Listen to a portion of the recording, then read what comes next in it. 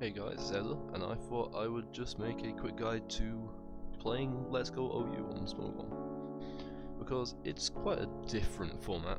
It's very offensive, the Candylus one is, and yeah, it's something that's not entirely intuitive to understand how to play. So, let's just go over the base mechanics first. As you can see, these sliders go up to 200 and they're called AVs. Those are awakened values. And each one will add 1 point to your stats, and you can put 200 in every single stat. And these are provided by candies. Smogon's format is based on the Wi-Fi normal mode challenge format, which doesn't include these and is played at level 50. Hence why the one is level 50. So yeah, you won't be using these for most competitive battles.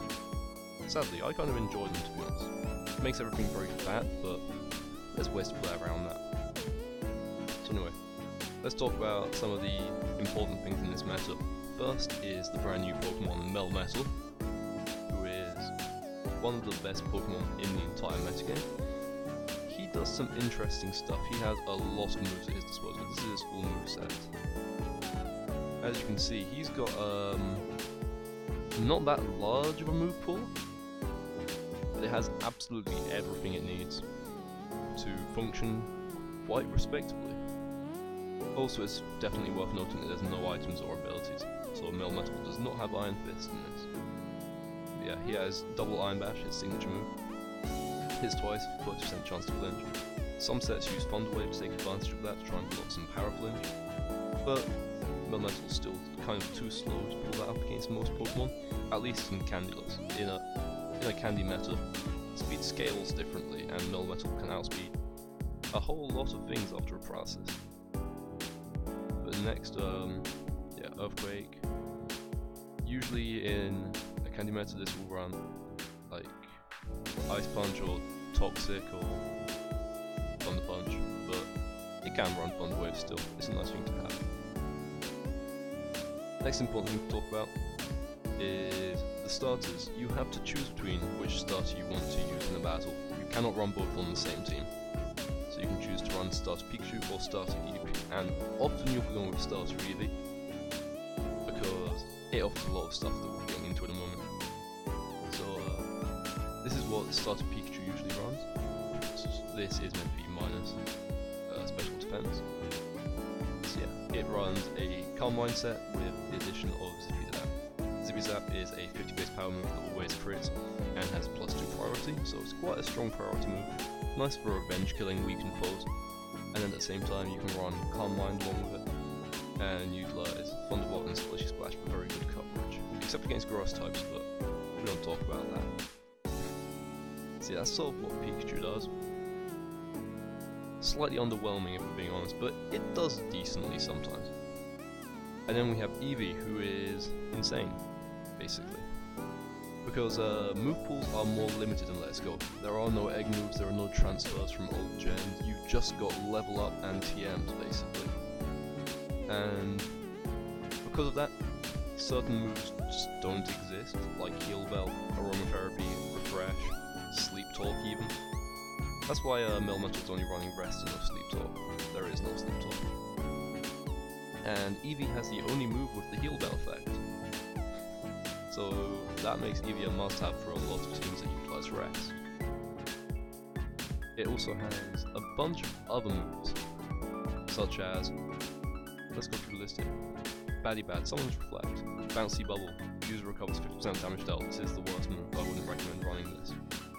Buzzy Buzz, 100% paralysis chance, can be decent in some situations. Freeze Frost, eliminate all stat changes, very nice to have, although not mandatory. Let's go Summons Light Screen. I wouldn't use Eevee for screens, it can do so much more than that, and a lot of other mons can summon screens. But it's worth noting that none of these moves can be taunted because they are secondary effects. Here is one that makes Eevee really annoying. Sappy Seed summons Leech Seed. So it just damages the foe, and then Leech Seeds them. So you're getting some nice residual back. You pair this with like a substitute, and Eevee becomes very annoying to take down, especially in combination with Sisley Slide, which burns the foe, so if you're against a physical attacker, they might not even break your substitute. It's also nice for neutering Melmetals a little bit, because otherwise Melmetal can OHKO Eevee in this format. It couldn't in Candy Meta because everything is really fat because of how bulk scales, but here it definitely can. There's Sparkly Swirl, obviously. VV Volley, which you can't actually use because it's a move that apparently requires you to shake the controller in game to activate it, and it doesn't work on Wi-Fi battles. So it's a shame that we can't actually see that being used ever, but we cannot. Next is the thing with dual Megas. So most of you probably know that Charizard can choose to Mega Evolve into X or Y in the game. It can't do that on Showdown right now because Showdown's code wasn't built for that, if we're being honest. I tried to implement that on my server, it did not work. So yeah, Charizard and Mewtwo have to pick their Mega before battle at the moment. And here you can see a special Mega Charizard X set. Dragon Dance is one of the moves that doesn't exist, and Mega Charizard X actually has a pretty decent time utilizing its special move due to, you guys might not be aware, but its attack and special attack are actually the same. 130 in each, and without top force existing, there's not that much incentive to run the move that gives you recoil when permanent rocks exist, because there is no defog or rapid spin. So yeah, taking recoil on your Charizard is not recommended. And here you can see one of the most dominant Pokemon in the metagame, partially because of rocks. It's Mega Aerodactyl. Mega Aerodactyl is a very nice cleaner, revenge killer, breaker, whatever you need it to be really. And at the same time it can take a hit or two. Yeah, just some nice edge quake, gets up rocks before anything else, and can roost up. Although often you won't see it being Mega Evolved in favour of something like Mega Alakazam on the team, because it's completely viable to run two Megas on the same team in this, seeing as what else is a Pokemon going to hold off in this Mega Storm? Nothing, because there are no other items. These all don't exist, only Mega Storms, which aren't even actually held items in the game. Last off, we've got the issue of there being less Pokemon and therefore less types. So for example, there's only, how many is it? 3 viable Dark types. And one of them is a bit of a stretch to call it viable. There's Alolan Muk, there's Alolan Persian, which is the one that's just stretched to be viable, and there's Mega Gyarados.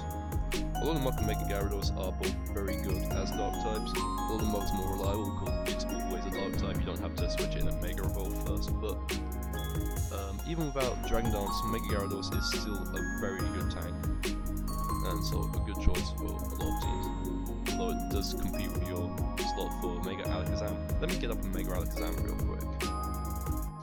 Alakazam, Mega. Probably should have done this beforehand, but yeah. This is Mega Alakazam. You're all probably familiar with these stats, but they're pretty good here, especially when there's no such thing as Choice Scarf. And there's no Pursuit. So a lot of them can't even trap it, but they can somewhat wall it. Although, eventually it will get worn down and be susceptible to a +1 Dazzling Gleam. Focus Blast is one of the moves that doesn't exist, which is very worth noting. And normally you'll probably see something like this on Mega Alakazam with a Timid Nature.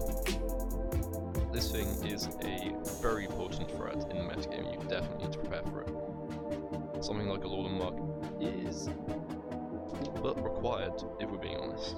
It's quite hard to deal with Megazam. But overall I think that's a good introduction to the metagame. You'll be able to find a link to the Learn Set files from the Showdown server in the description, which will show you what every Pokemon learns in this metagame, because the team builder isn't completely updated yet. It is for these 3, but for everything else, it'll show you moves that don't actually exist in this game, such as Dragon Dance and Defog. I honestly wouldn't be surprised to see Smogon doing a suspect on rocks, but I don't think it's necessary. That's just me though. What do you guys think? Anyway, thanks for watching. Hope this was useful, and see you next time.